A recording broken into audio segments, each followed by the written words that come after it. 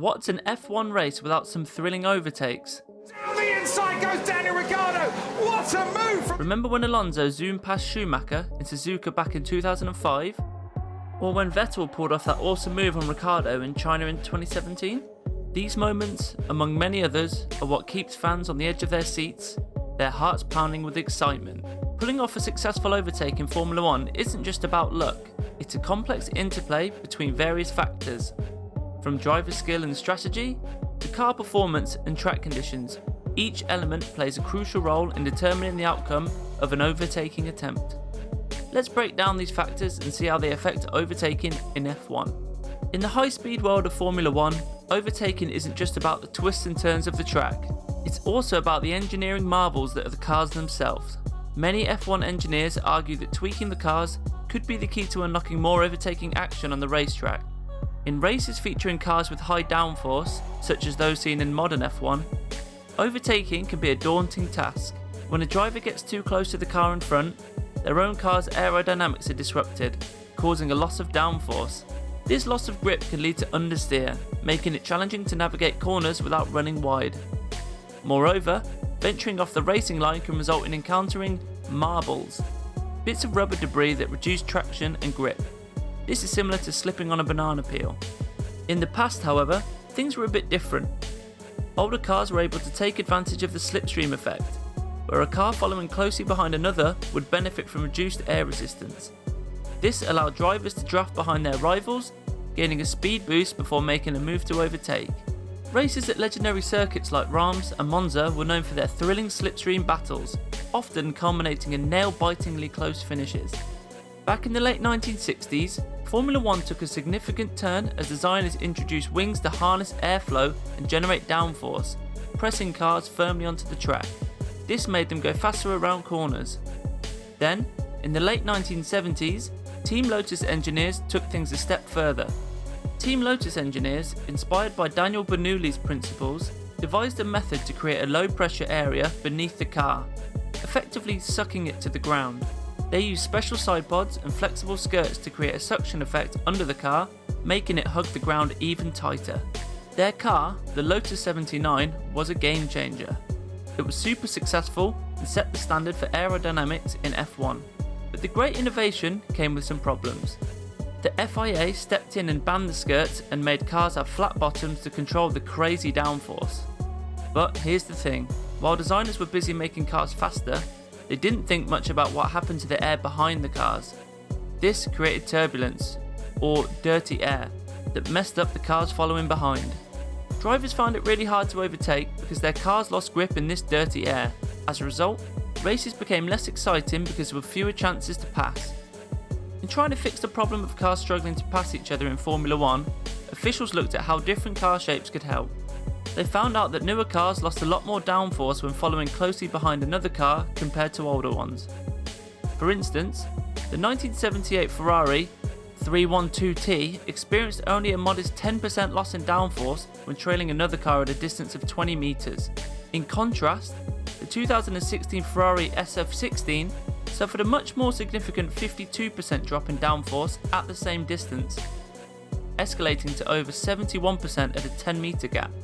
Notably, the front wing of the 2016 Ferrari SF16 exhibits a substantially greater loss of downforce compared to the 312T, contributing significantly to the car's overall performance degradation when following another car closely. To try to help with overtaking, F1 introduced the drag reduction system, or DRS. But before we talk about that, let's look at another important factor, the track itself. Every aspect of the circuit, from its surface to its layout and even the whims of the weather, holds sway over a driver's ability to make bold moves on the track. Firstly, the surface of the track sets the stage for overtaking drama. Tracks like Austria's Red Bull Ring, with their high grip asphalt, provide fertile ground for daring passes. The superior grip allows drivers to stay close through corners and harness the slipstream effect on the straights, setting the scene for thrilling overtakes. Conversely, venues like Monaco's Principality, with their low grip surfaces, present a formidable challenge. Here, the reduced ability to tail closely and the absence of long straights hinder overtaking, making every pass a nail-biting affair. The layout of the circuit also plays a crucial role in overtaking. Tracks with long, high-speed straights and heavy braking zones, such as Monza in Italy, provide ample opportunities for drivers to utilise the slipstream and DRS to make a pass. Circuits with a higher number of medium speed corners, like the Hungaroring in Hungary, tend to be more challenging for overtaking as the cars struggle to follow closely through the turns and the DRS effect is less pronounced. Weather conditions can also have a significant impact on the number of overtakes during a race. Wet or changeable conditions can create more opportunities for passing, as the reduced grip levels and increased unpredictability can lead to mistakes by the leading drivers, allowing those behind to capitalise. Dry, stable conditions, on the other hand, can make it more difficult to overtake, as the cars are more evenly matched and the drivers are less likely to make errors. Now, let's talk about DRS. DRS, or the drag reduction system, is a crucial factor that enables successful overtaking manoeuvres in Formula 1 racing.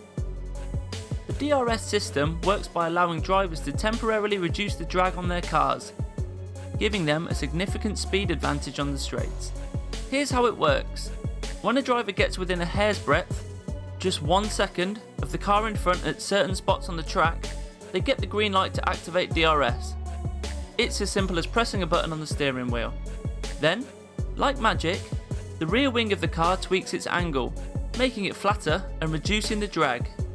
Less drag means more speed, especially on those long straight stretches. Analysing the telemetry data from a specific overtaking manoeuvre, we can see the impact of DRS in action. During lap 12 of the 2023 Australian Grand Prix, Max Verstappen was following Lewis Hamilton closely. As Verstappen approached the DRS detection zone, he was within the 1 second gap required to activate the system.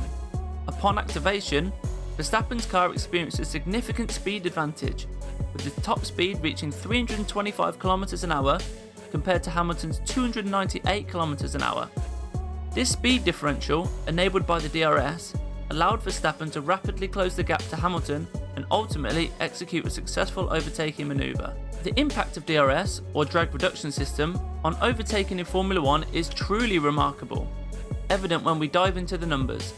Before its introduction in 2011, overtaking in F1 was relatively scarce, averaging around 450 passes per season. However, once DRS came into play, the game changed dramatically. In the same year, the number of passes nearly doubled, skyrocketing to 821.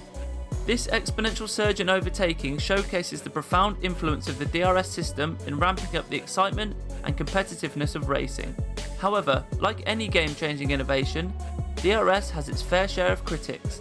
Some argue that its artificial nature detracts from the essence of racing, making overtakes feel more contrived than earned. The FIA, recognising these concerns, has implemented regulations to temper the use of DRS. This includes confining its activation to specific zones on the track and prohibiting its usage during safety car periods. Despite these debates, there's no denying the electrifying impact DRS has had on Formula 1. By minimising drag and boosting straight line speed, DRS has opened up a world of overtaking possibilities, resulting in heart-stopping battles on the track and a surge in excitement for fans worldwide. As Formula 1 continues to evolve, the conversation around DRS will persist, with ongoing efforts to strike the perfect balance between promoting overtaking and preserving the integrity of the sport. However, the truth is that mastering the art of overtaking goes beyond sheer speed.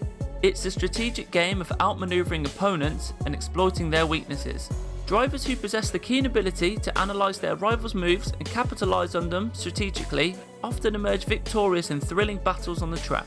A critical aspect of successful overtaking lies in the driver's capacity to anticipate the defender's actions. By closely studying their opponent's racing lines, braking points, and defensive tactics. For instance, if the driver ahead consistently pushes the limits of braking into a particular turn, the overtaking contender can seize the opportunity to strike, timing their move to catch the defender off balance. By darting inside and capitalising on the late braking, they can create a window of opportunity to surge ahead.